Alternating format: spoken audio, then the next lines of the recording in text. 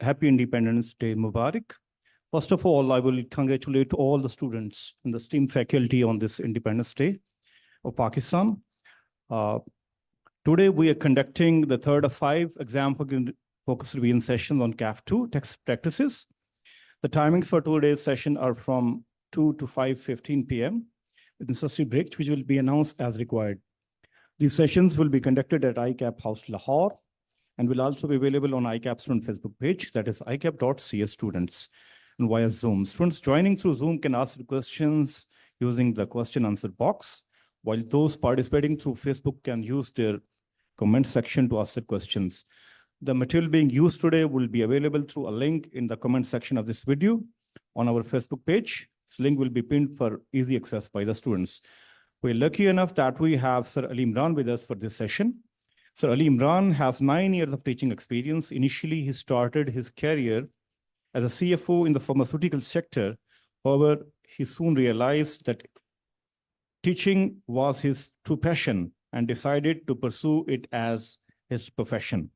His areas of interest includes business law, taxation, audit, and corporate law. He is currently teaching at one of the REIT in Lahore. Please welcome Sir Ali Imran. Over to you, sir. Thank you for the kind words. Bismillahirrahmanirrahim. जश्न आज़ादी मुबारक। और जब आपके इम्तिहान sir पे हों तो फिर कोई इतवार नहीं होती और कोई हफ्ता नहीं होता। तो इस चीज़ को इम्तिहान आपके हैं, लेकिन हम भी उतने ही वरीड हैं आपके लिए। इस वजह से आपके इम्तिहानों के लिए हम भी कुर्बानी दे रहे हैं, चाहते ये हैं कि आप कामयाब हो जाएं।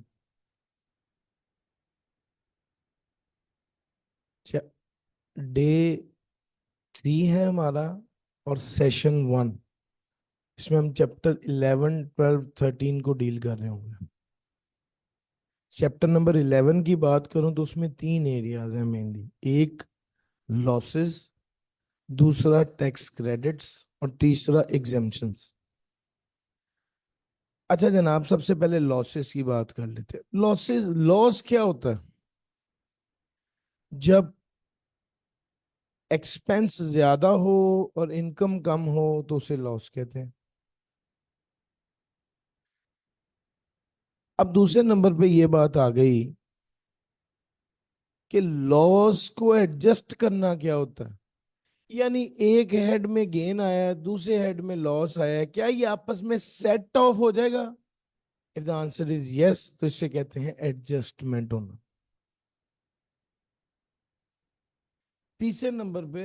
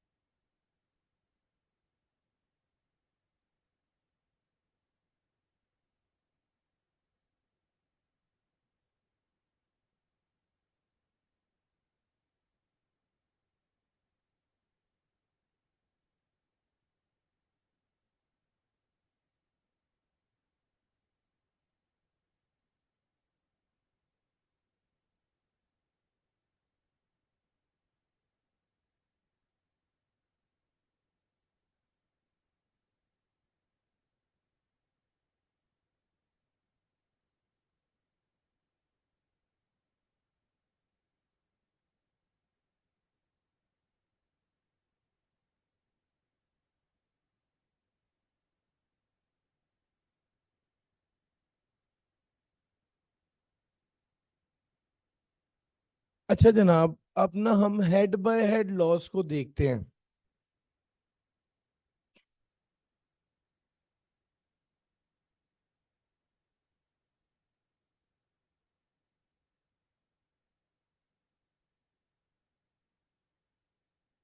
जी sir. Head by head loss को देखते हैं। सबसे पहले सैलरी। क्या सैलरी में लॉस आ सकता है? डिडक्शन ही अलाउ नहीं है, लॉस तो नहीं आ सकता। क्या सैलरी में जब लॉस आ नहीं सकता तो एडजस्ट भी नहीं होगा और कैरेट फॉरवर्ड भी नहीं। फिर उसके बाद आ गया एफटीआर इनकम। एफटीआर इनकम में लॉस आ सकता है भाईजान, डिडक्शन अलाउ नहीं है, लॉस आ भी नहीं सकता, एडजस्ट भी नहीं हो सकता और कैरेट फॉरवर्ड भी नहीं हो सकता। सैलरी आ गई, एफटीआर आ गया। एफटीआर के बाद अगला देखिए, salary, FTR, capital gain. Capital gain में सबसे पहले आ गया इमूवेबल प्रॉपर्टी। इमूवेबल प्रॉपर्टी में, इमूवेबल प्रॉपर्टी में क्या आ गया? Immovable property. इमूवेबल प्रॉपर्टी में गेन आया है या लॉस आया है? इमूवेबल प्रॉपर्टी में लॉस आ गया। क्या आ सकता है? यस। क्या लॉस गेन के साथ एडजस्ट हो सकता है? नो। क्या कैरेट फॉरवर्ड हो सकता है? नो। ना एडजस्ट हो सकता है, ना कैरेट फॉरवर्ड हो सकता। दूसरे नंबर पे आ गया सिक्योरिटी।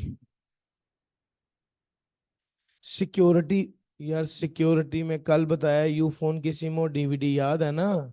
सिक्योरिटी में लॉस आ सकता है, यस। क्या लॉस गेन के साथ एडजस्ट हो सकता है? Yes, only against security gain. Security का लॉस सिक्योरिटी के गेन के साथ एडजस्ट हो सकता है, और अगर ना एडजस्ट हो सके तो 3 साल तक carat forward.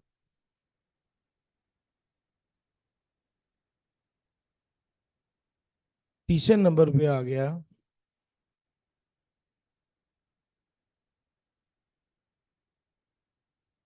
Art related item. Art related item में लॉस आ सकता है, यस। लेकिन लॉस ना एडजस्ट होगा ना ही कैरेट फॉरवर्ड। चौथे नंबर पे आ गया अदर कैपिटल एसेट्स। इसमें गेन या लॉस आ भी सकता है। ये लॉस एडजस्ट होगा किसके साथ? Only against capital gain. Capital loss सिर्फ और सिर्फ कैपिटल गेन के साथ एडजस्ट होगा, और अगर एडजस्ट ना हो सका तो 6 साल के लिए carried forward. Salary, FTR, capital gain,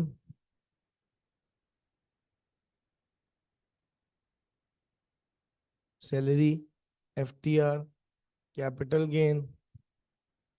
फिर उसके बाद आ गया चौथे नंबर पे बिजनेस। बिजनेस दो तरह के हैं, स्पेकुलेशन और नॉन स्पेकुलेशन।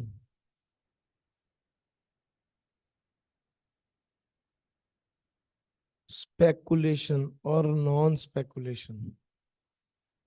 सर जी, जो स्पेकुलेशन का लॉस है, स्पेकुलेशन है और एक नॉन स्पेकुलेशन। अगर स्पेकुलेशन में लॉस आ गया तो किसके साथ एडजस्ट होगा?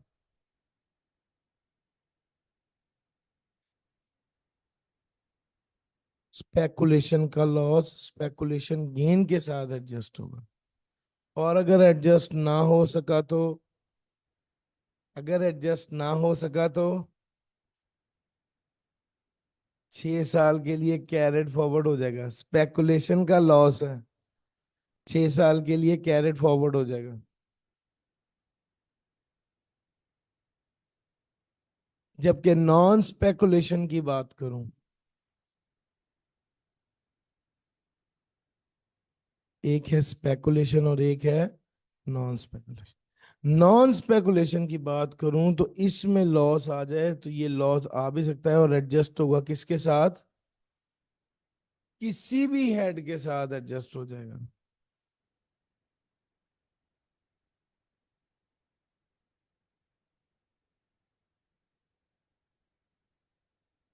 Adjustable against any other head of income.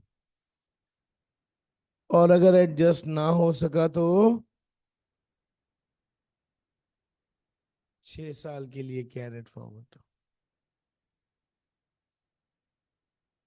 फिर उसके बाद आगे चलो, मैं कलर चेंज करता हूँ यार, रेड कलर बहुत ज्यादा हो गया।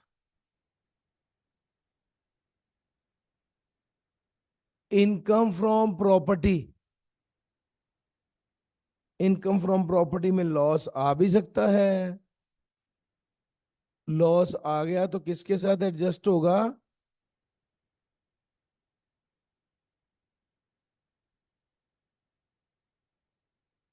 एडजस्टेबल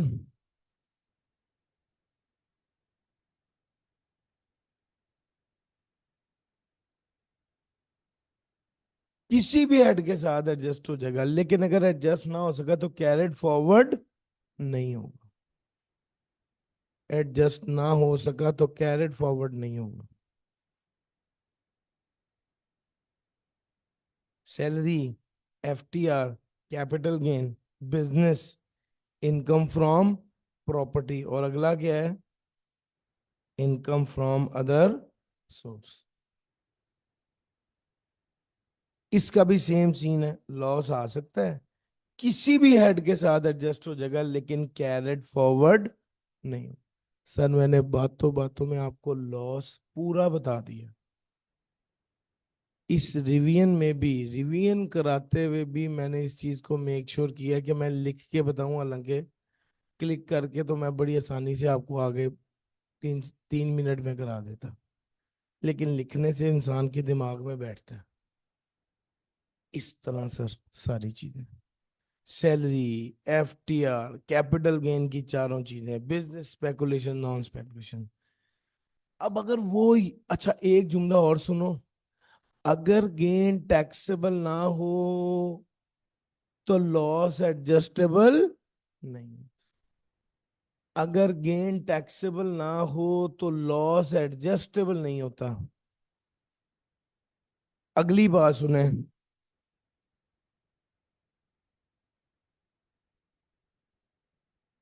कैपिटल गेन और इनकम फ्रॉम बिजनेस के अलावा किसी हेड में भी लॉस कैरेट फॉरवर्ड नहीं होता। कैपिटल गेन और इनकम फ्रॉम बिजनेस, आप गौर करें, इसके अलावा किसी केस में भी कैरेट फॉरवर्ड नहीं होता। नहीं सर,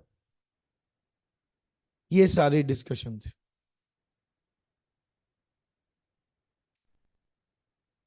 सैलरी है, एफटीआर है, कैपिटल गेन है, बिजनेस है, प्रॉपर्टी है, अदर सोर्स है, ये सारे लॉसेस आपके साथ डिस्कस कर दिए।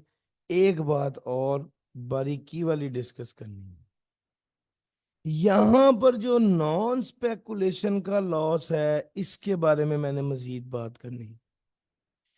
अगर बिजनेस में नॉन स्पेकुलेशन में लॉस हो तो ये दो तरह के लॉस हो सकता है। एक, loss due to depreciation, amortization और इनिशियल अलाउंस, और एक other loss. Loss due to depreciation, amortization और इनिशियल लॉस, और दूसरा अदर लॉस।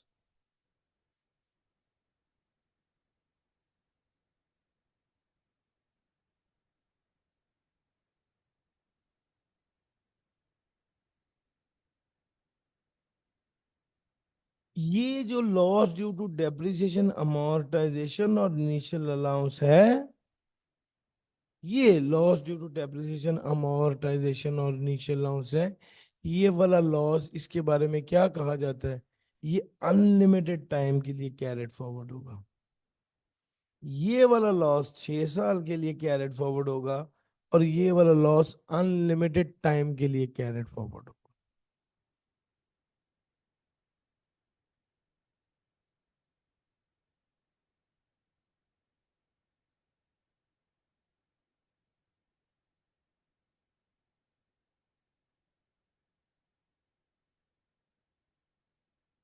तो बिजनेस के अंदर भी लॉस को दो हिस्सों में तकसीम कर दो। एक loss due to depreciation amortization और इनिशियल लॉस जो कि अनलिमिटेड टाइम के लिए कैरेट फॉरवर्ड होगा, और एक अदर बिजनेस लॉस जो कि 6 साल के लिए कैरेट फॉरवर्ड होगा। ये सर लॉसेस के बारे में सारी डिस्कशन थी।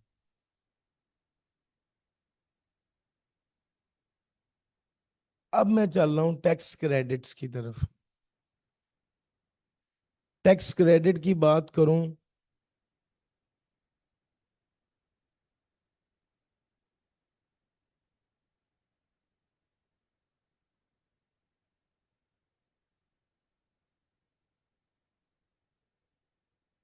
टैक्स क्रेडिट की बात करूं तो जनाब टैक्स क्रेडिट वो है जो टैक्स लाइबिलिटी को कम कर दे। टैक्स क्रेडिट वो है जो टैक्स लाइबिलिटी को कम कर दे। टैक्स क्रेडिट की तरतीब है, सबसे पहले फॉरेन टैक्स क्रेडिट होता है, फिर उसके बाद टैक्स क्रेडिट ऑन डोनेशन और इन्वेस्टमेंट होता है, फिर उसके बाद एडवांस टैक्स या टैक्स डिडक्टेड और कलेक्टेड। ये टैक्स क्रेडिट की तरतीब है। डोनेशन देने पर टैक्स क्रेडिट मिलता है। किसको डोनेशन देनी है? बोर्ड ऑफ एजुकेशन या यूनिवर्सिटी को, नॉन प्रॉफिट ऑर्गेनाइजेशन को, एजुकेशन इंस्टीट्यूशन हॉस्पिटल या रिलीफ फंड को, entities organisation and fund mention in 13th schedule. इन सारे लोगों को अगर डोनेशन दी जाए, डोनेशन देने पर टैक्स क्रेडिट मिलेगा। किनको डोनेट करना है? इन इदारों को डोनेशन देनी है। किस तरह डोनेशन देनी है? क्रॉस चेक के जरिए। तो क्या मिलेगा? टैक्स क्रेडिट मिलेगा। कितना?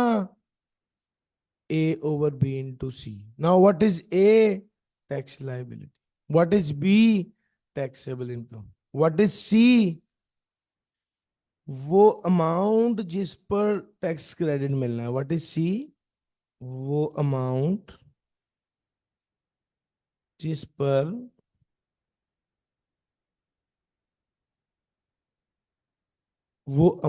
जिस पर टैक्स क्रेडिट मिलना है। ए ओवर बी इंटू सी, वो अमाउंट जिस पर टैक्स क्रेडिट मिलना है।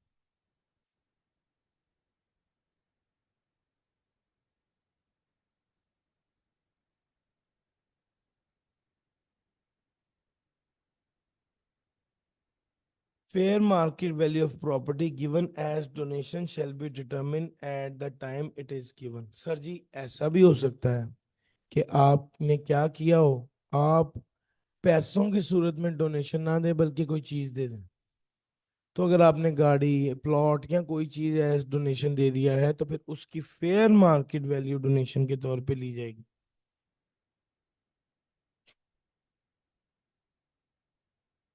ले सर, टैक्स क्रेडिट डोनेशन पर जो टैक्स क्रेडिट है वो तो आपको पढ़ा दिया। अब अगली बात देखिए,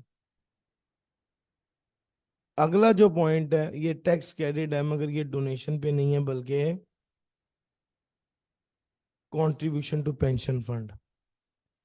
अगर कोई बंदा पेंशन फंड में कंट्रीब्यूट करे, पहली तो बात है वो बंदे को क्या होना चाहिए? एलिजिबल। एलिजिबल पर्सन का मतलब है natural person. NATURAL, natural person. eligible person deriving income chargeable to tax under the head salary or under the head income from business shall be entitled to a tax credit for a tax year in respect of any contribution or premium paid in the year by the person in approved pension fund. Sir जी, बड़ी अहम बात उसने कही है। बात number 1, eligible person हो, उसकी income under the head salary या बिजनेस हो, तो उससे कंट्रीब्यूट करे अगर अप्रूव पेंशन फंड में, तो उसे टैक्स क्रेडिट मिलेगा। कितना? A over B into C. Now what is A? Tax liability. What is B? Taxable income. What is C? वो अमाउंट जिस पर टैक्स क्रेडिट मिलना है। और ये क्या होगा? लोअर ऑफ टोटल कंट्रीब्यूशन या premium paid, 20% of eligible person taxable income.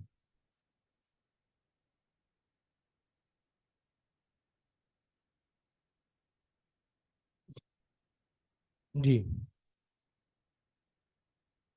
The transfer by the member of approved employment pension, अगर एक बंदे ने एक जगह से दूसरी जगह अपनी ट्रांसफर करा ली है और उसकी वजह से पेंशन फंड भी एक जगह से दूसरी जगह ट्रांसफर हो गया है, तो वो कंट्रीब्यूशन टू पेंशन फंड नहीं समझी जाएगी और उस पर टैक्स क्रेडिट नहीं मिलेगा। सर, आपने पैसे जमा कराए हैं, उस पर टैक्स क्रेडिट मिलना है। आप ट्रांसफर हुए हैं, उस पर टैक्स क्रेडिट नहीं मिलना। Sir, tax credit for contribution to approved pension fund, मैंने आपको डोनेशन पे टैक्स क्रेडिट बता दिया और contribution to approve pension fund पे टैक्स क्रेडिट बता दिया। Tax credit for point of sale machine,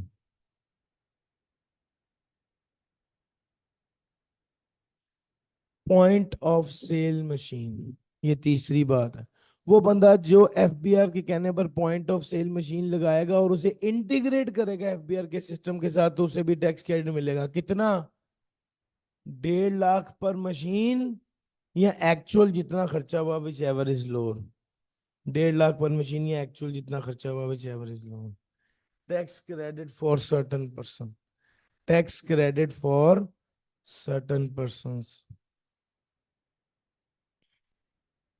sir, आगे चलते हैं।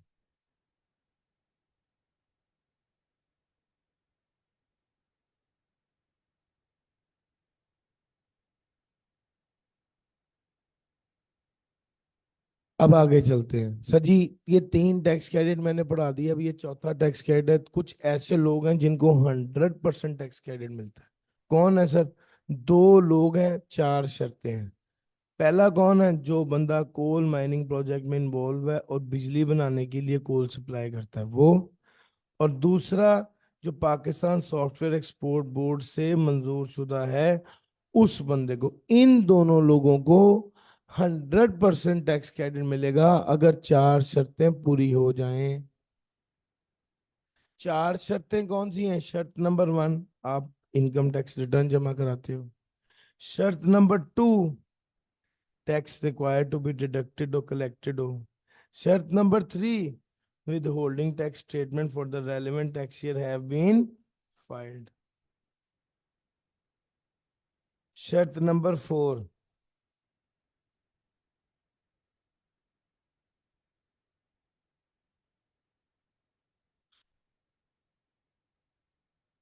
शर्त नंबर 4 है monthly sales tax return has been filed. 4 बातें हैं सर जी। बात नंबर 1, एनुअल रिटर्न फाइल की हो। बात नंबर 2, टैक्स जो डिडक्ट या कलेक्ट करना था वो करके जमा कराया हो। बात number 3, withholding tax statement जमा कराई हो। बात number 4, annual sales tax return जमा कराई हो। ये चारों बातें, 4 शर्तें, 2 बंदे हैं। अगर ये पूरे हो जाएं शर्तें इन 2 बंदों की, तो 100% टैक्स क्रेडिट मिलेगा। 2 बार पास पेपर में आ चुका हुआ है। लेकिन इस बार जो मुझे लगता है ना, इसने आना है, ये जो इससे अगला पॉइंट है। एलिजिबल पर्सन एलिजिबल इन्वेस्टमेंट कर दे तो टैक्स क्रेडिट मिलेगा।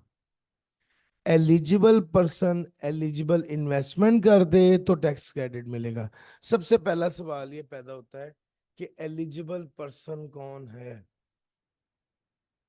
एलिजिबल पर्सन कौन है? इसका जवाब है ग्रीन फील्ड इंडस्ट्रियल अंडरटेकिंग। यार ये एसी प्लीज बंद हो सकता है? Green field industrial undertaking engaged in manufacturing of goods या शिप बिल्डिंग।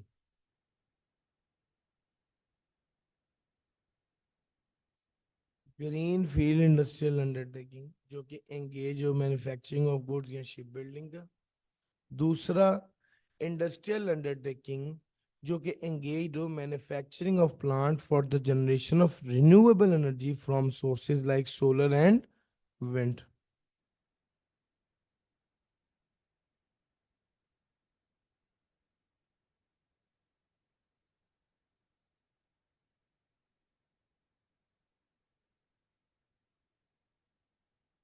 तो भाई एलिजिबल पर्सन कौन है?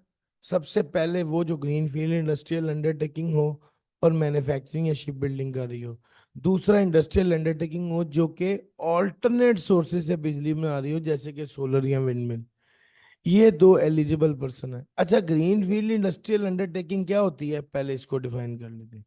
ग्रीन फील्ड इंडस्ट्रियल अंडरटेकिंग से क्या मुराद है? Green field industrial undertaking means land which has not been previously utilized। Land जो पहले यूटिलाइज नहीं हुई। built without demonstration of existing structure facility और सर जी लैंड जो पहले इस्तेमाल ना हुई हो, बिल्डिंग जो पहले इस्तेमाल ना हुई हो, इदारा कंपनी जो पहले ना बनी हो, टेक्नोलॉजी जो पहले पाकिस्तान में इस्तेमाल ना हुई हो और वो इंजीनियरिंग डेवलपमेंट बोर्ड से अप्रूव्ड हो और कमिश्नर ने भी उसे अप्रूव किया हो। ये सारी शर्तें पूरी होंगी तो वो ग्रीन फील्ड इंडस्ट्रियल अंडरटेकिंग बनेगा।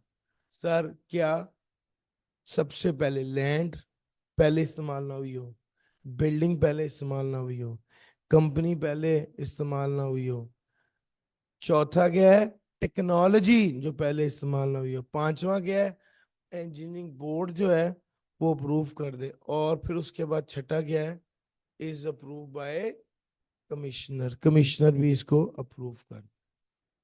ये सारी चीजें पूरी हो जाएं तो ये ग्रीन फील्ड इंडस्ट्रियल अंडरटेकिंग है और incorporated between 30 June 2019 and 30 June 2024। Tax credit है फॉर 3 इयर्स। अच्छा 30 जून ये इस पीरियड के दौरान बनी हो कंपनी, 30 जून 2019 से 2024 के दरमियान बनी हो और टैक्स क्रेडिट कितना हो? Tax credit for 3 years.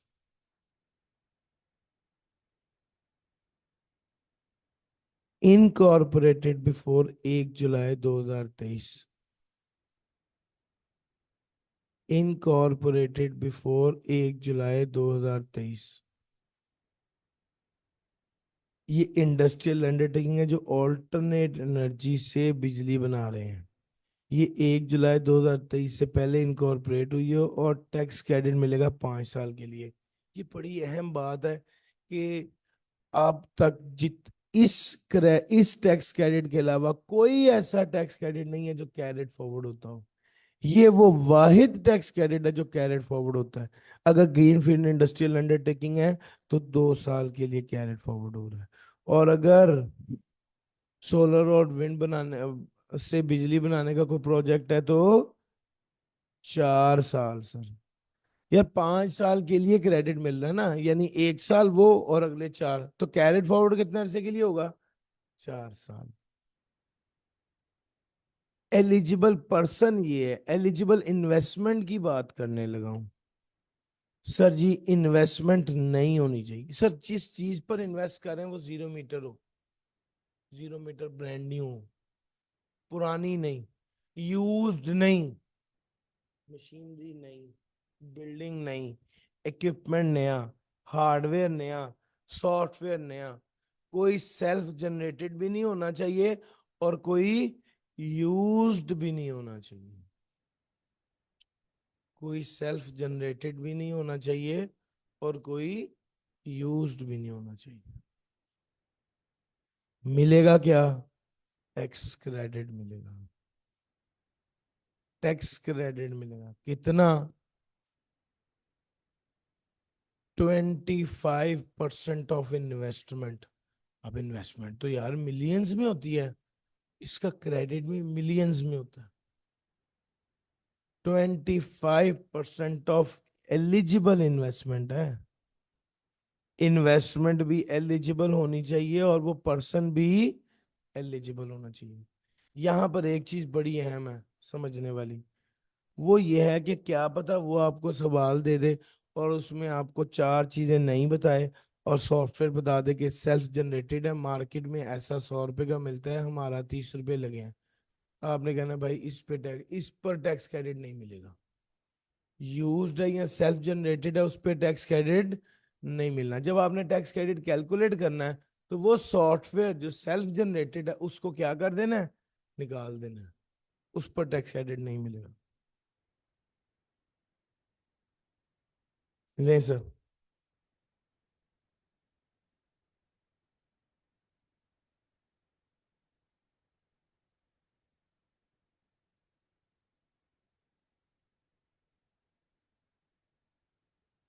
Agricultural income.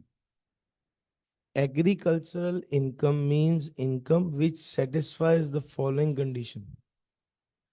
Sir मैंने टैक्स क्रेडिट वाली सारी बात आपको बता दी। ये जो सामने आपकी शीट आ गई है ना, ये मास्टर शीट है।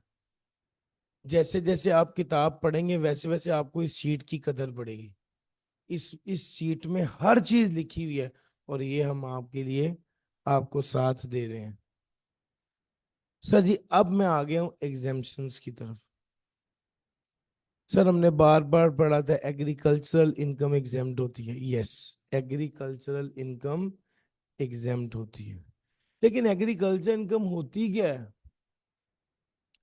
इसका जवाब है वो इनकम जो जमीन से कमाई जाए और वो जमीन पाकिस्तान में मौजूद हो, एग्रीकल्चर पर्पस के लिए इस्तेमाल हो रही है। जमीन से कमाई जाने वाली इनकम वो एग्रीकल्चरल इनकम आएगी। अच्छा जी, अब आगे चलते हैं।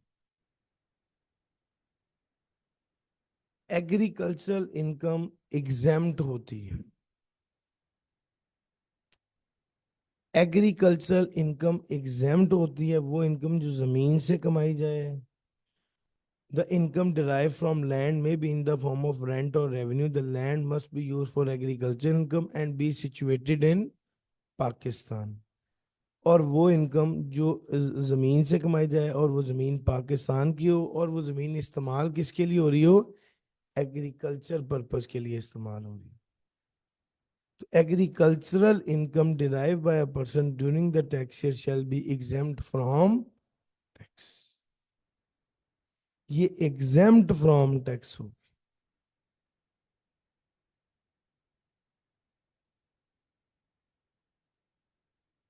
Various sources of agricultural income are, various sources of agricultural income are।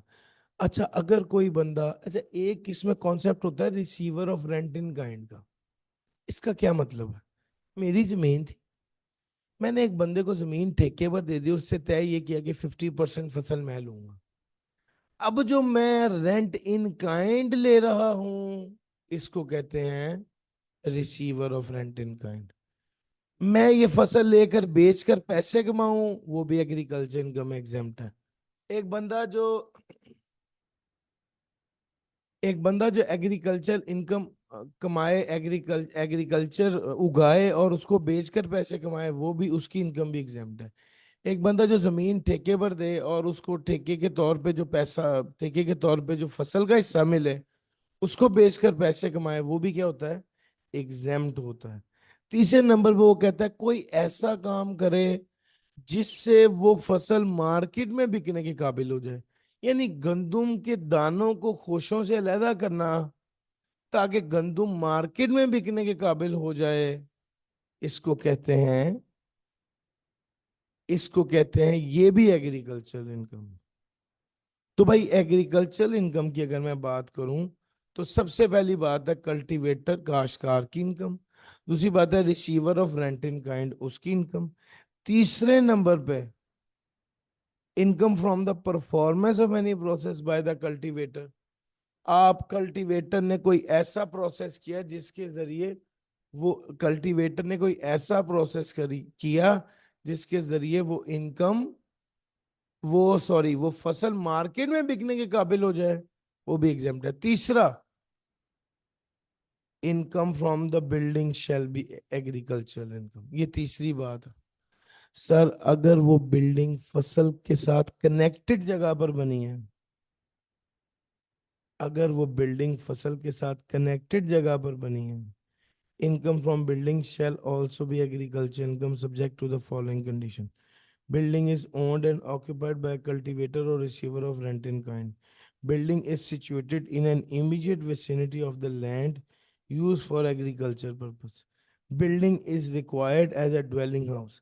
भाईजान आपने बिल्डिंग बिल्डिंग जो एग्रीकल्चरल इनकम जहां से कमा रहे हैं, बिल्डिंग से अगर एग्रीकल्चर इनकम कमा रहे हैं, वो कैसे कमा सकते हैं?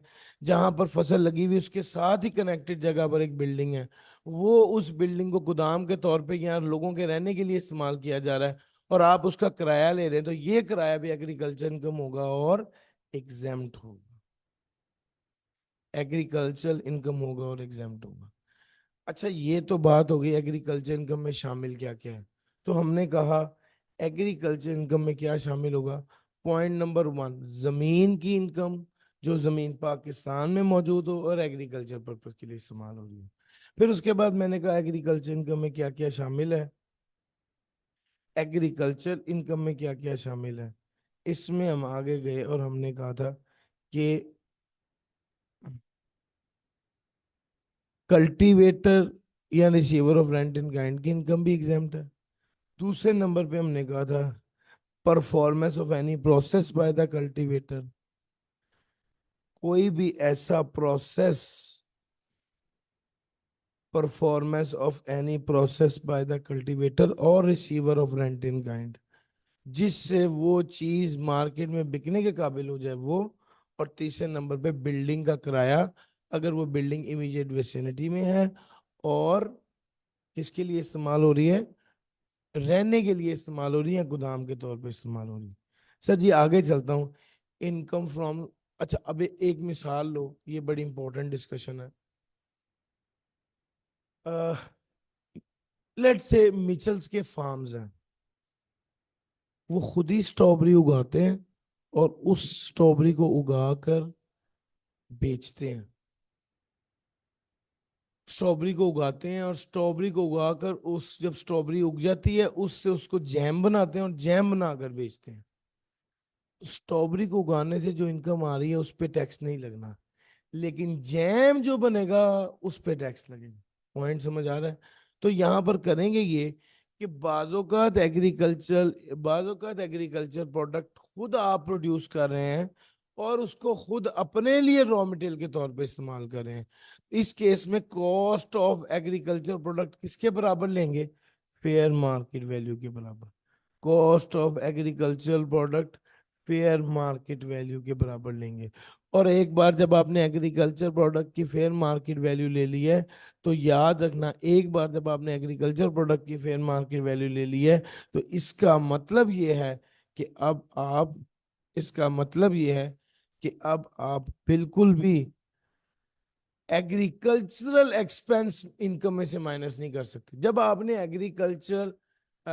जो एग्रीकल्चर प्रोडक्ट थी उसकी फेयर मार्केट वैल्यू ले लिया, तो फिर अब आप एग्रीकल्चर से रिलेटेड कोई खर्चा भी इनकम में से माइनस नहीं कर सकते।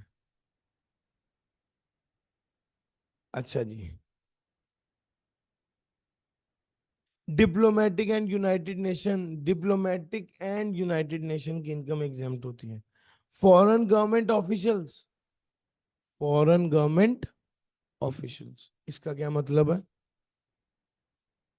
इसकी एक मिसाल देता हूँ। क्या पाकिस्तान में मौजूद ईरानी एम्बेसी में मौजूद जो ईरानी कॉन्सुलेट है, एम्बेसिडर है, उसकी सैलरी पे टैक्स लगेगा या नहीं लगेगा? तो इसका जवाब ये है कि ईरान में मौजूद जो पाकिस्तानी एम्बेसी है उसमें पाकिस्तानी एम्बेसिडर की सैलरी पर अगर ईरानी टैक्स लगाते हैं तो हम भी लगाएंगे, अगर ईरानी माफ कर देते हैं तो हम भी माफ कर देंगे। यही बात है भाईजान। अगर वो फॉरेन गवर्नमेंट का बंदा पाकिस्तान में काम कर रहा है उसकी सैलरी एग्जेम्प्ट होगी, अगर पाकिस्तानी फेडरल गवर्नमेंट का एम्प्लॉय वहां पर काम करे और वो लोग उसकी सैलरी को एग्जेम्प्ट करते हैं। अगली बात कर देते हैं हम exemption under international agreement. Exemption under international agreement, इसको समझाने के लिए मैं आपको बताता हूं यूएस एड। यूएस एड का क्या सीन होता है? अगर यूएस एड ने पोलियो बचाओ मुहिम शुरू की है, अगर यूएस एड ने पोलियो बचाओ मुहिम शुरू की है और इस मुहिम के लिए जो डॉक्टर है वो यूएस से ही आया है, अब इस डॉक्टर की सैलरी जो है वो इसी एड के पैसे से दी जा रही है, तो क्या इस पे टैक्स लगेगा? द आंसर इज नो, इस पे टैक्स नहीं लगेगा। हाँ जी, बात ये है जिस मुल्क से एड आई है उसी मुल्क का डॉक्टर है, उसी मुल्क का बंदा है और पाकिस्तान का रेजिडेंट नहीं है, या रेजिडेंट है तो सिर्फ इसलिए चूंकि वो नौकरी कर रहा था और वो पैसे कमा रहा है और वो सैलरी कमा रहा है और सैलरी भी उसे किस पैसे से मिल रही है? एड के पैसे से मिल रही है। इस केस में जो सैलरी होगी वो एग्जेम्प्ट होगी। Same goes with consultant. अगर कोई कंसल्टेंट एक्सपर्ट या कॉन्ट्रैक्टर हो उसके लिए भी यही वाला रूल अप्लाई होता है। अगर सदर पाकिस्तान कोई इनाम तोहफा दें किसी बंदे को तो वो एग्जेम्प्ट होता है, उस पर टैक्स नहीं लगता। प्रॉफिट ऑन डेट, मैंने एक वीडियो आप लोगों के साथ शेयर की थी, उस वीडियो में ये वाली बात भी साथ ही डिस्कस हुई हुई थी। प्रॉफिट ऑन डेट एग्जेम्प्ट होता है। प्रॉफिट ऑन डेट क्या होता है? एग्जेम्प्ट होता है अगर कुछ शर्तें पूरी हो जाए। पैसा दिया किसने है? डेट दिया है पाकिस्तान के बाहर से किसी ने, और डेट लिया है पाकिस्तान के रेजिडेंट ने, ताकि किस मकसद के लिए? बिजनेस करने के लिए। तो देने वाला बंदा पाकिस्तान से बाहर है और लेने वाला बंदा, डेट लेने वाला बंदा पाकिस्तान के अंदर है, जो बिजनेस कर रहा है पाकिस्तान में वो डेट लेके। इस केस में वो कहता है securities was widely issued outside Pakistan for the purpose of raising a loan outside Pakistan for use in the business carried on by the resident person in Pakistan. Profit was paid outside Pakistan. Securities approved by the board for the purpose of this section. Security भी पाकिस्तान से बाहर है, loan Pakistan में आया है और उस पर इंटरेस्ट भी पाकिस्तान से बाहर पे किया गया है, और बंदा देने वाला नॉन रेजिडेंट है, जो जिसने लोन लिया है वो रेजिडेंट है, बिजनेस के लिए लोन ले रहा है और उसका इंटरेस्ट भी पाकिस्तान से बाहर पे किया जा रहा है। अगर ये सारी शर्तें पूरी हो जाएं तो फिर ये प्रॉफिट ऑन डेट क्या होगा? एग्जेम्प्ट।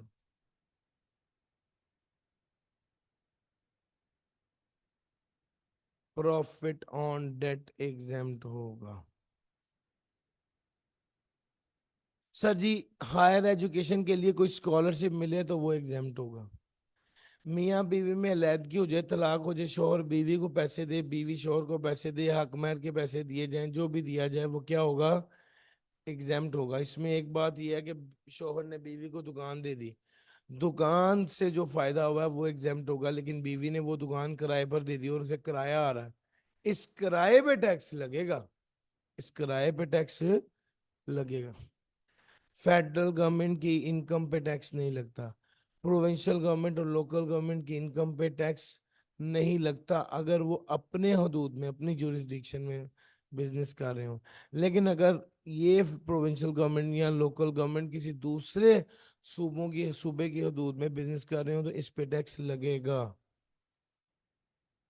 और जब भी आप गवर्नमेंट को पेमेंट कर रहे होंगे तो टैक्स डिडक्ट या कलेक्ट नहीं करेंगे। अच्छा जी, अब आ गई कॉन्सेप्ट, अगला है शॉर्ट टर्म रेजिडेंट का। वो बंदा जो पाकिस्तान का सिटीजन नहीं है, वो पाकिस्तान में सिर्फ नौकरी करने के लिए आया है, वो पाकिस्तान का रेजिडेंट है और उसे पाकिस्तान में रहते हुए 3 साल से ज्यादा नहीं हुए, तो ऐसे बंदे को शॉर्ट टर्म रेजिडेंट कहा जाएगा। Person is a resident individual solely by reason of the individual employment. The person's stay in Pakistan does not exceed 3 years. वो वो पर्सन जो है वो रेजिडेंट है, रेजिडेंट इंडिविजुअल, सिर्फ इसलिए चूंकि वो नौकरी कर रहा है, काम कर रहा है और उसे पाकिस्तान में रहते हुए 3 साल से ज्यादा नहीं हुए, ऐसे बंदे को शॉर्ट टर्म रेजिडेंट कहा जाता है। शॉर्ट टर्म रेजिडेंट की फॉरेन सोर्स इनकम एग्जेम्प्ट होती है। शॉर्ट टर्म रेजिडेंट की फॉरेन सोर्स इनकम एग्जेम्प्ट होती है।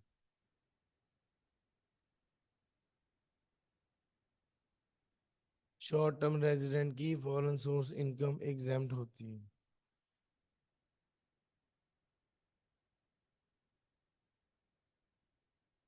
This exemption shall not be available to, ये वाली एग्जेम्पशन अवेलेबल नहीं होगी, यानी एग्जेम्पशन नहीं मिलेगी। किसको? अगर वो पैसे पाकिस्तान में लाई जाए। शॉर्ट टर्म रेजिडेंट की फॉरेन सोर्स इनकम एग्जेम्प्ट होती है सिवाय इसके कि वो पैसे पाकिस्तान में ले आए।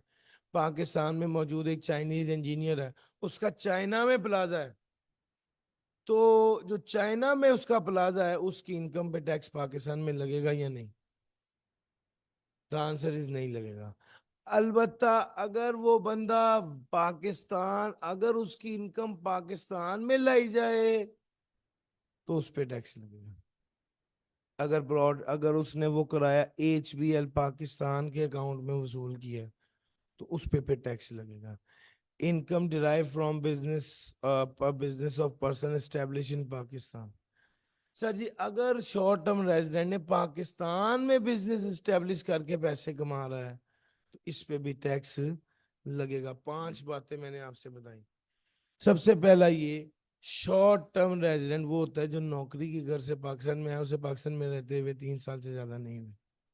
दूसरी बात ये कि शॉर्ट टर्म रेजिडेंट की फॉरेन सोर्स इनकम एग्जाम्प्ट होती है। तीसरी बात यह कि शॉर्ट टर्म रेजिडेंट की फॉरेन सोर्स इनकम एग्जाम्प्ट नहीं होगी, टैक्सेबल होगी अगर वो इनकम पाकिस्तान में लाई जाए।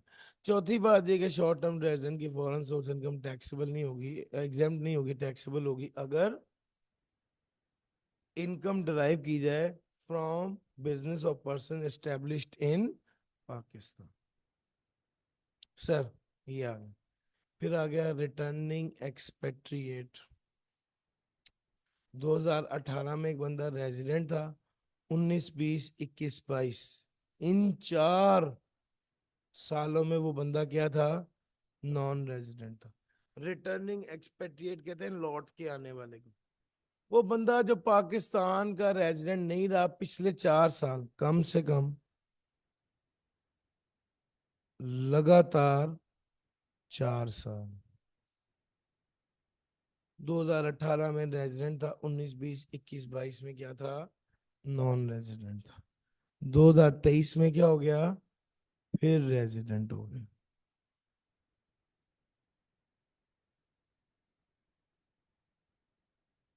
तो भाई वो कहता है भाई नॉन रेजिडेंट की फॉरेन सोर्स इनकम जो है वो तो टैक्सेबल नहीं होती, ये तो आपको पता है।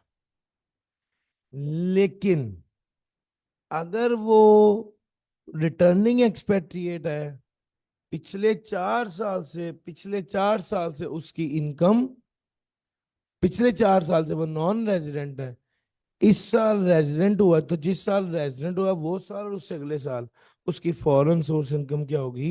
एग्जाम्प्ट होगी।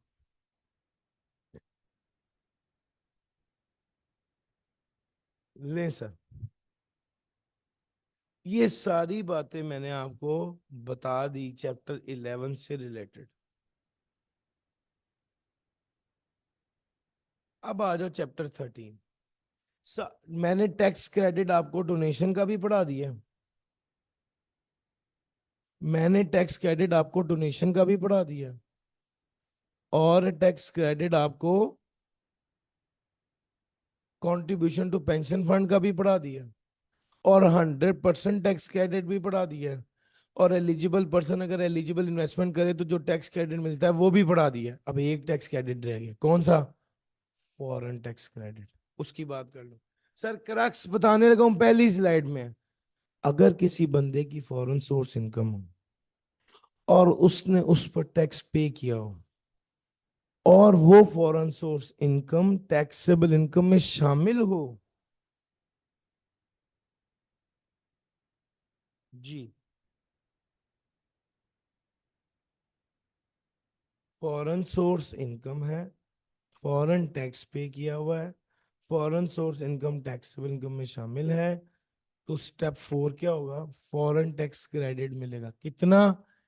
ए ओवर बी इंटू सी के बराबर। Now what is A? Tax liability. What is B? Taxable income. What is C? Foreign source income का वो हिस्सा जो टैक्सेबल इनकम में शामिल। फॉरेन सोर्स इनकम का वो हिस्सा जो टैक्सेबल इनकम में शामिल।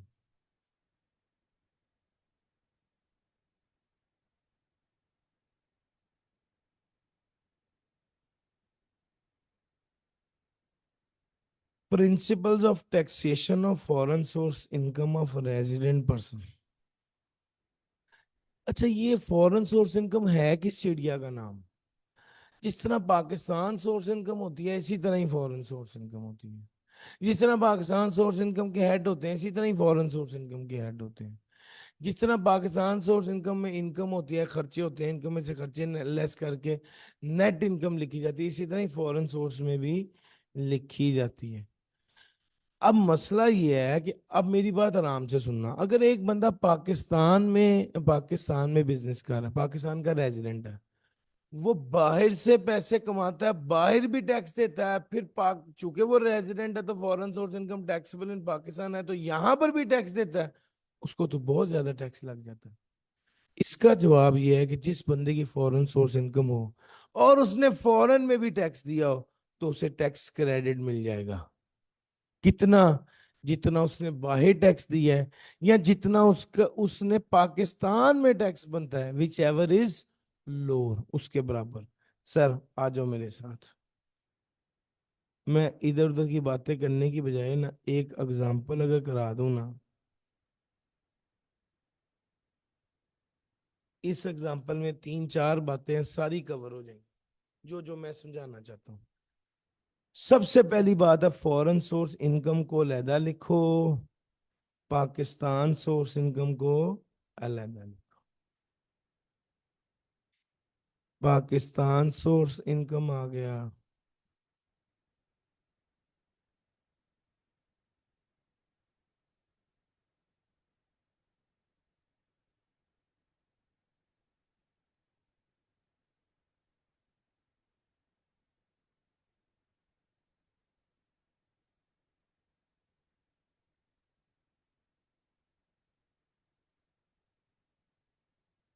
उसके बाद फॉरेन सोर्स इनकम आ गया। फॉरेन सोर्स इनकम कितनी है? प्लीज कैलकुलेटर निकाल के रखिएगा। मैं ये चाह रहा हूं कि मैं ये जितना भी समझा दूं, एक सवाल कराऊंगा तो ज्यादा बेहतर समझ आ जाएगा। फॉरेन सोर्स इनकम की अगर मैं बात करूं तो फॉरेन सोर्स इनकम की मैं बात करूं तो वो कौन सा है सर?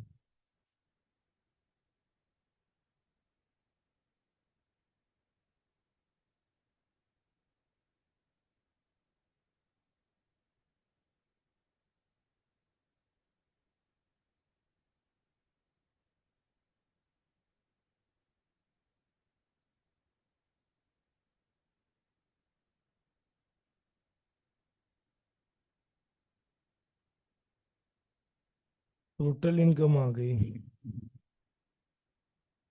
10, 17 लाख। टैक्स लायबिलिटी बताइएगा।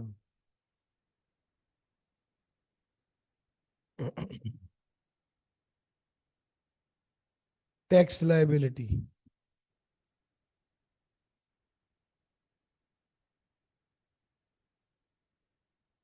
इंडिविजुअल है, नॉन सैलरीड है, पेज नंबर 51 का ऊपर वाला टेबल है। 75,000 वन। प्लीज मुझे कंफर्म कर दीजिए, लाइबिलिटी कैलकुलेट करके बता दें भाई। 175,000। अब मेरी बात सुनो, फॉरेन सोर्स इनकम है, यस। फॉरेन में टैक्स पे किया हुआ है, yes. Foreign source income taxable income में शामिल है, यस। तीनों शर्तें पूरी हो गई, फॉरेन टैक्स क्रेडिट मिलेगा। कितना? फॉरेन टैक्स क्रेडिट मिलेगा। एक्चुअल कितना है? एक्चुअल में कितना पे किया था? बिजनेस के हवाले से एक्चुअल में 40,000 पे किया।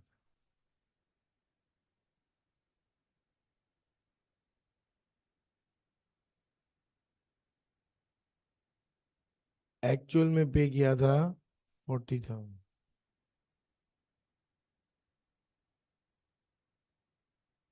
और दूसरे नंबर पे हमें क्या लगाना है? A over B into C. What is A? 175,000। What is B? What is C? Foreign source income का वो हिस्सा जो टैक्सेबल इनकम में शामिल है। जी कितना शामिल है इनकम फ्रॉम बिजनेस? जी बताइएगा कितना बन रहा है? 51,471। जी सर जी। तो हम कौन सा लेंगे?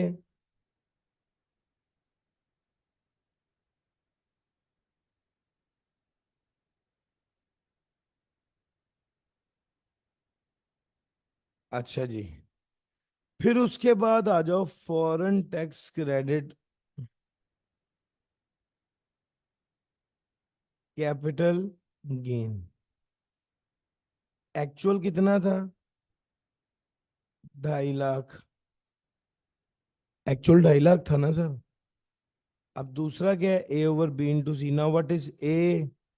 175,000। What is B? 1.7 million। What is सी?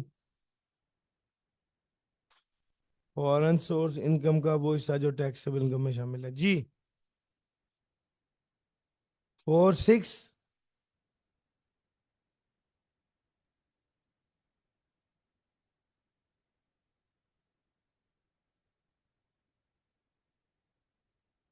हाँ भाई, डन हो गया सर। इनकम फ्रॉम बिजनेस भी आ गया, कैपिटल गेन भी आ गया।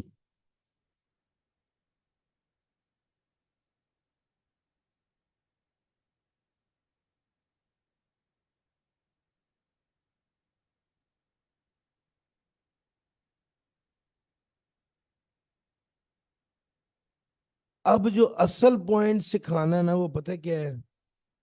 एक तो आपको यहां पर ये बात सिखाया कि दो अलहदा अलहदा फॉरेन सोर्स इनकम है, उस पर दो अलहदा अलहदा टैक्स दिए हैं, तो अलहदा अलहदा कैलकुलेट करना। पॉइंट समझ आ रहा है? इसका मतलब यह है कि इकट्ठा कैलकुलेट नहीं करना आपने। आप गौर करें, इनकम फ्रॉम बिजनेस का टैक्स क्रेडिट मैंने अलहदा कैलकुलेट किया, कैपिटल गेन का टैक्स क्रेडिट मैंने अलहदा कैलकुलेट किया, ये इकट्ठा कैलकुलेट नहीं। दूसरी बात ये सिखानी है कि अगर इसके अलावा और भी कोई टैक्स क्रेडिट हो तो फिर क्या करना। सबसे पहले 175 में से ये दोनों लेस कर दें। कितना आ गया? 676। ये tax liability after foreign tax credit है। अब जो टैक्स क्रेडिट ऑन डोनेशन, अब जो डोनेशन पे टैक्स क्रेडिट कैलकुलेट करना है, उसके लिए आपने लाइबिलिटी लेनी है 88676, ये वाली अमाउंट लेनी, A over B into C. Now what is A over B? B क्या है?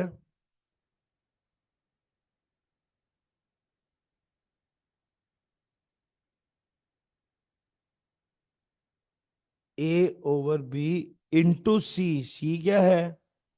Lower of. एक्चुअल डोनेशन थी 10,000 की, 30%, 5,10,000 बनता है।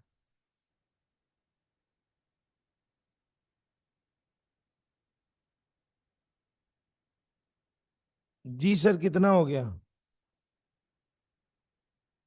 88676 divide by 1.7 million multiply by 10,000 जी। ये टैक्स क्रेडिट लेस कर दिया, अब हमारे पास आंसर आ गया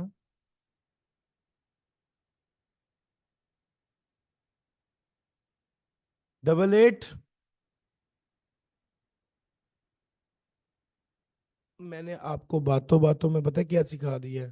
फॉरेन टैक्स क्रेडिट को निकालना सिखा दिया। फॉरेन टैक्स क्रेडिट को निकालना सिखा दिया। आपके पास अगर उसके अलावा भी टैक्स क्रेडिट हो तो भाई फॉरेन टैक्स क्रेडिट निकालने के बाद जो लायबिलिटी है उसको इस्तेमाल करेंगे फर्दर कैलकुलेशंस के लिए। एक ये बात आपको सिखा दी। एक छोटी सी एग्जांपल है जो कि पूरे कॉन्सेप्ट को कवर करती है। फॉरेन सोर्स इनकम हो, फॉरेन टैक्स पे किया हो, foreign source income taxable income में शामिल हो, तो फॉरेन टैक्स क्रेडिट मिलेगा A over B into C. Now what is A? Tax liability. What is B? Taxable income. What is C? Foreign source income का वो हिस्सा जो टैक्सेबल इनकम में शामिल है। सिर्फ इसके हवाले से जो आखिरी बात अब आपको बतानी है वो सुने, और आज की ये वाली बात खत्म। वो ये है कि अगर फॉरेन में लॉस आ जाए तो क्या करेंगे? याद रखना, फॉरेन का लॉस फॉरेन की इनकम के साथ एडजस्ट होता है। जिस हेड का लॉस होगा उसी हेड की इनकम के साथ एडजस्ट होगा। अगर एडजस्ट ना हो सका, 6 साल के लिए कैरेट फॉरवर्ड।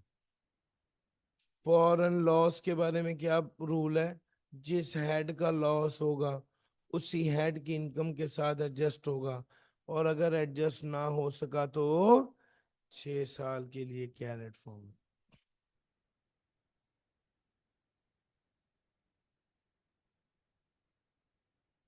डन हो गया सर जी।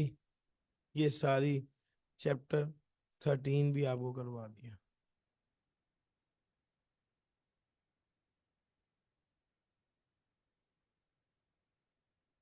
Chapter number 12।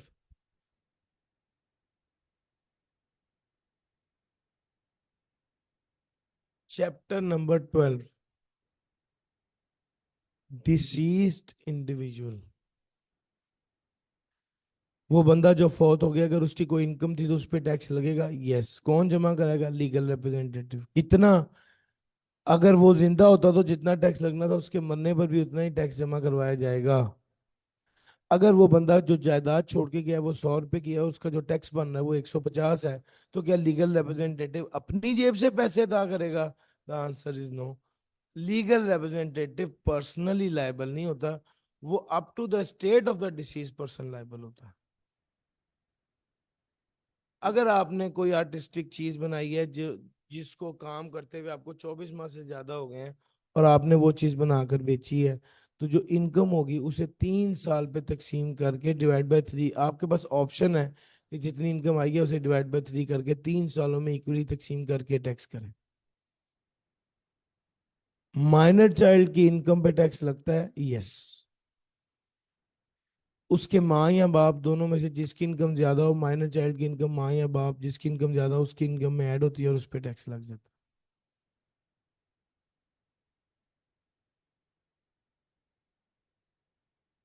एओपी की बात करने लगा हूँ। एओपी क्या है? जब भी एओपी का लफ्ज आए आपके जहन में पता क्या आना चाहिए? पार्टनरशिप। एओपी का लफ्ज आए तो आपके जहन में पार्टनरशिप आना चाहिए। एओपी, रेजिडेंट एओपी की पाकिस्तान सोर्स इनकम और फॉरेन सोर्स इनकम दोनों टैक्सेबल इन पाकिस्तान होती हैं। एओपी का जो हिस्सा किसी मेंबर को मिलता है उस पर टैक्स लगता है या नहीं लगता? वो कहता है एओपी की जो इनकम होती है उस पर टैक्स लगता है, लगने के बाद हिस्सा मेंबर को मिलता है, जो हिस्सा मेंबर को मिलता है उस पर टैक्स नहीं लगता। एक एग्जांपल से आपको समझाता हूँ ये वाली बात। फॉर एग्जांपल, एक एओपी है जिसकी इनकम है 12 lakh.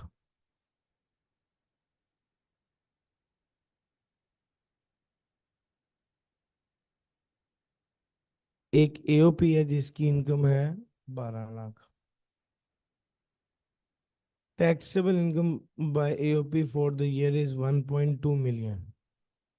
Mr. A and Mr. B have also been provided their individual detail. अच्छा, ये 12 लाख है, इसका ए और बी में तकसीम हो जाना है किस तरह? 12 लाख का 2/5 और 12 लाख का 3/5, इस तरह से दोनों में तकसीम हो जाना। अच्छा, अब अगली बात ये है, ये कितना बनना है सर बताते हैं? 480, 480, 720। ये एओपी का हिस्सा है, एओपी के शेयर है जो ए और बी को में तकसीम हुआ है। अगर ए की इसके अलावा भी इनकम है, कितनी इनकम है? इनकम फ्रॉम बिजनेस है 5 लाख और ज़कात पे की है। सर टैक्सेबल इनकम कितनी है?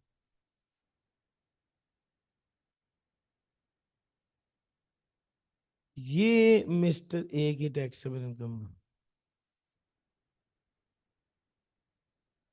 शेयर ऑफ एओपी कितना है? टैक्सेबल इनकम है 4,80,000। शेयर ऑफ एओपी है 4,80,000।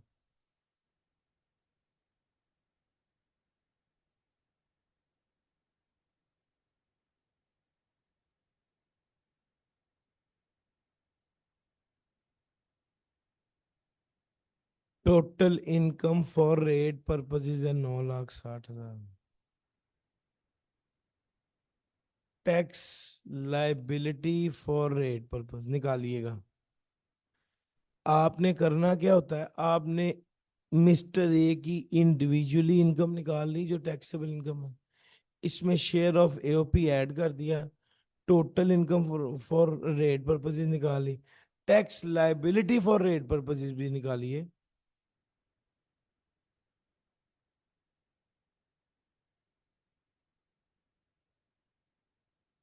39, tax liability for rate purposes है 39,000।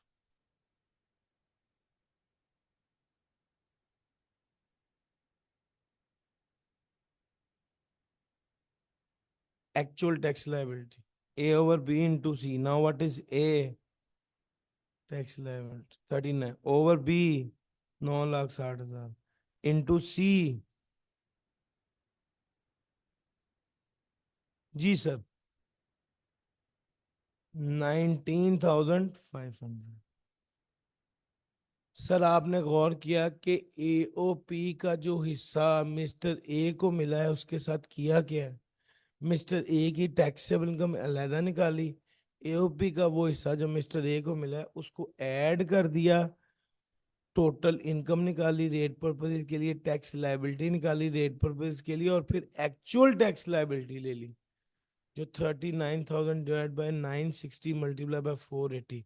जी, इस तरह से आपने करना होता है।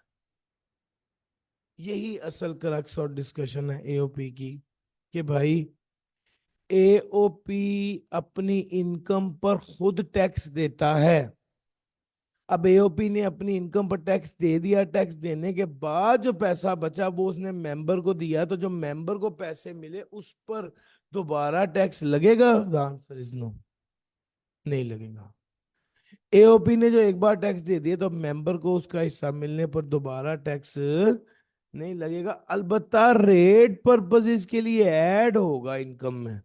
अब आप गौर करेंगे 4,80,000 ये वाला है, ये इनकम में रेट पर्पसेस के लिए ऐड हो रहा है, तो रेट पर्पसेस के लिए इनकम में ऐड होगा, ये पॉइंट यहां पर बताया जा रहा है। दिस वॉज E1, जो मैं आपको ये सिखाना चाह रहा था कि पहले एओपी की वर्किंग करते हैं, फिर एओपी के बाद मेंबर्स की वर्किंग करते हैं, और जब मेंबर्स की वर्किंग करते हैं तो उसमें शेयर ऑफ एओपी लेते हैं रेट पर्पसेस के लिए ऐड करने के लिए। और सर समझ आ रही है? तो ये वाली बात है सर। ये देखो,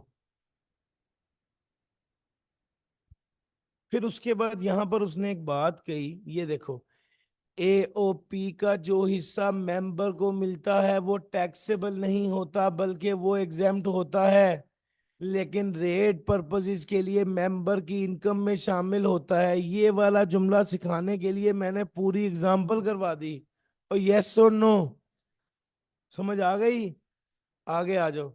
अगर एओपी के मेंबर्स में एक मेंबर कंपनी हो तो क्या होगा? अगर एओपी के मेंबर में एक मेंबर कंपनी हो तो क्या होगा? वो कहते हैं कंपनी, जब एओपी की टोटल इनकम निकालने होंगे तो कंपनी का जो हिस्सा होगा, कंपनी का जो शेयर होगा वो लेस कर देंगे, क्योंकि कंपनी पर एओपी वाला रेट नहीं लगना, कंपनी पर कंपनी वाला रेट लगना है। एक पास पेपर का सवाल है, काम काज, वो इस कॉन्सेप्ट की एप्लीकेशन है।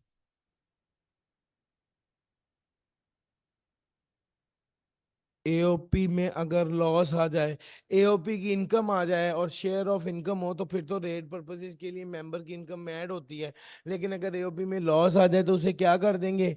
इग्नोर कर देंगे, एओपी के लॉस को इग्नोर कर देंगे।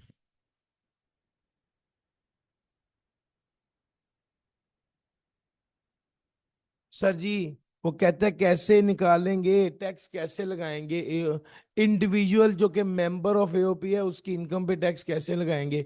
ए ओवर बी इंटू सी करेंगे। What is A? Tax liability for rate purpose. What is B? Total income for rate purpose. What is C? Mister individual की अलहदा टैक्स। यार मैंने अभी थोड़ी देर पहले ये ए ओवर बी इंटू सी करके भी आपको दिखाया है। कहाँ पर? ये देखो, ये जो मैंने किया है ना, this is actually A over B into C. Sir 5 बातें न्यूमेरिकल के लिए बड़ी इंपॉर्टेंट है एओपी में, वो 5 बातें सुन लें। बात number 1, profit on debt brokerage commission अगर एओपी अपने मेंबर को दे तो उसे इनकम में से माइनस करने की इजाजत नहीं होती। ये वाली बात मैंने कल भी पढ़ाई थी, दोबारा आई है। दूसरी बात, एफबीआर ने कहा है प्रॉफिट बिफोर टैक्स को यूज करना है रेट पर्पसेस के लिए। अब आप ये बात कर सकते थे मेरे से? यार ना कर भाई।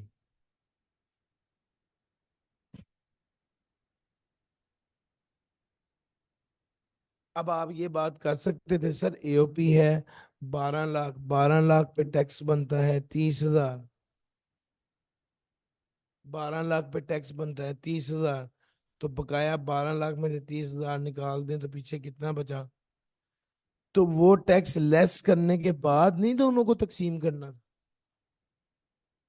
उसने कहा जो एओपी अपने शेयर को तकसीम करता है मेंबर्स को, वो प्रॉफिट बिफोर टैक्स की अमाउंट है, उसमें से टैक्स लेस नहीं कर। आपने 12 लाख पूरा तकसीम किया है, आपने 12 लाख में से टैक्स की अमाउंट लेस करने के बाद तकसीम नहीं किया। क्यों?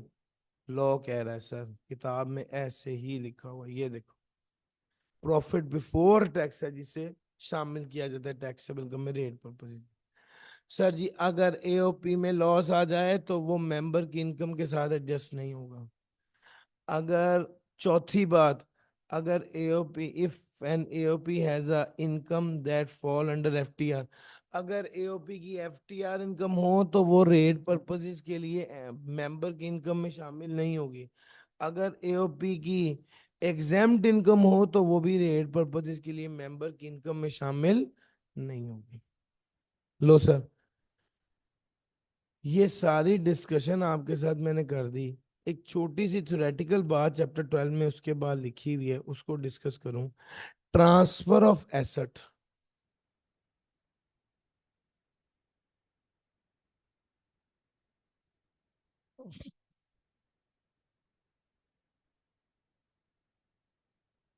ट्रांसफर ऑफ एसेट,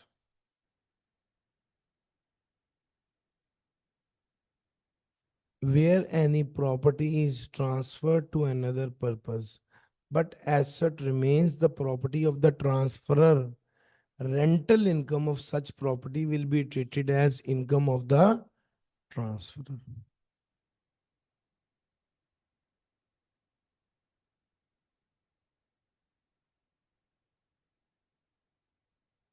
वो कहता है अगर प्रॉपर्टी ट्रांसफर हो गई है किसी दूसरे को,